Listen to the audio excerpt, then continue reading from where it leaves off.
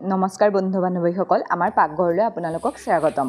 আজি আমি কাচকলৰ এটা ধুনীয়া ৰেচিপি লৈ আহিছোঁ যেটো আপুনি চাহৰ লগত বা ভাতৰ লগতো খাব পাৰে আৰু খাবলৈ ইমান বেছি ভাল হয় যে আপুনি এবাৰ খালে বা এবাৰ বনাই খাই চালে তো বাৰে বাৰে বনাই খাই চাবলৈ মন যাব আৰু বিশেষকৈ সৰু ল'ৰা-ছোৱালীবিলাকে যে ইমান বেছি ভাল পায় আপোনালোকে এবাৰ বনাই চাবচোন আৰু কেনেকৈ বনালো চাওচোন আহক।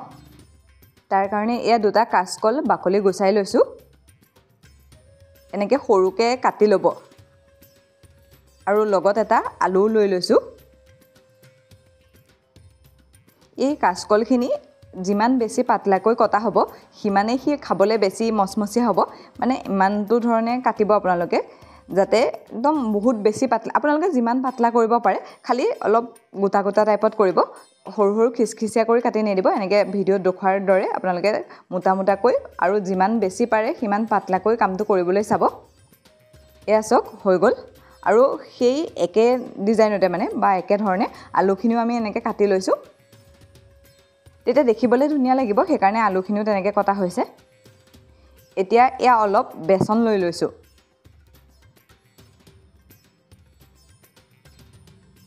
এয়া অলপ আন্দাজমতে নিমখ দিছোঁ। এয়া কালজিৰা, অলপ হালধি বেছিকৈ নিদিব, তেতিয়া গোন্ধটো আহিব হালধি বেছিকৈ দিলে। মাত্ৰ কালাৰটোৰ কাৰণে হালধিখিনি দিয়া হৈছে আৰু গোটেইখিনি ভালকৈ মিহলাই ল'ব যাতে গোটেই বস্তুখিনি যিকেইটা আমি লৈছোঁ সেই বস্তুকেইটা যাতে ভালকৈ মিক্স হয় সেইটো কথা চাব। আৰু এতিয়া অলপ পানী দিয়া হৈছে আৰু পানীখিনি দিও পুনৰ আকৌ মিহলাই ল'ব যাতে আপুনি কিমানটো হ'ব লাগিব ইয়াত ভিডিঅ'ত দেখুওৱা হৈছে সিমানটো জোখলৈকে পানীখিনি আপোনালোকে মিহলাব। এনেধৰণে মিহলাই থাকিলে মিহলি হৈ যাব গোটেই বস্তুখিনি।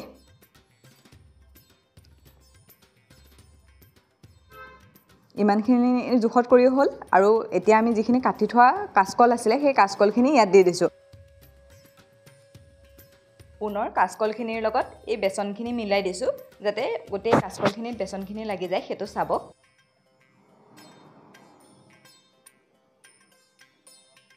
ইফালে কেৰাহী এখনত অলপ তেল দি দিছোঁ, ৰিফাইন তেল লৈছোঁ আমি। আৰু তেল গৰম হোৱাৰ পাছত এটুকুৰা এটুকুৰাকৈ আমি সেই যিখিনি কাচকল আছিলে সেই কাচকলখিনি দি দিছোঁ। গোটেইখিনি একেলগতে দিলে লাগি ধৰিব, সেইকাৰণে আপোনালোকে কম কম বা এটুকুৰা দুটুকুৰাকৈ এনেকৈ দিব, তেতিয়া বহুত বেছি ভাল হ'ব। তেতিয়া মানে বেছি মচমচীয়া হ'ব। আমাৰ যোনটো কুৰকুৰি যে ল'ৰা-ছোৱালীবিলাকে কিনি খায় সেই কুৰকুৰিটোৰ নিচিনা হ'ব। এতিয়া অলপ সময় মানে এটা পিঠিত যেতিয়া গৰম হ'ব বা এটা পিঠি অকণমান গৰম হোৱাৰ পাছত এনেকৈ হেতাখনেৰে উল্টিয়াই দিব। এনেকৈ অলপ অলপকৈ লৰাই থাকিব, খালি জুইটো কমকৈ ৰাখিব, জুইটো ডাঙৰকৈ নিদিব।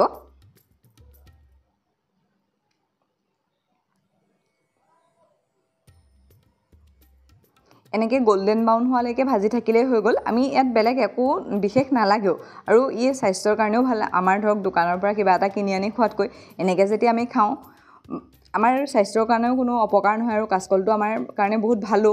আৰু সৰু ল'ৰা-ছোৱালীবোৰে বিশেষকৈ এইবোৰ খাবলৈ মন নকৰে ন। এতিয়া কাগজ এখিলাত তেনেকৈ থৈ দিব, তেতিয়া তেলটো গুচি যাব। চাওকচোন কিমান ধুনীয়া লাগিছে। আপোনালোকেও এনেকৈ বনাই খাই চাবচোন আৰু কেনেকুৱা পালে জনাব।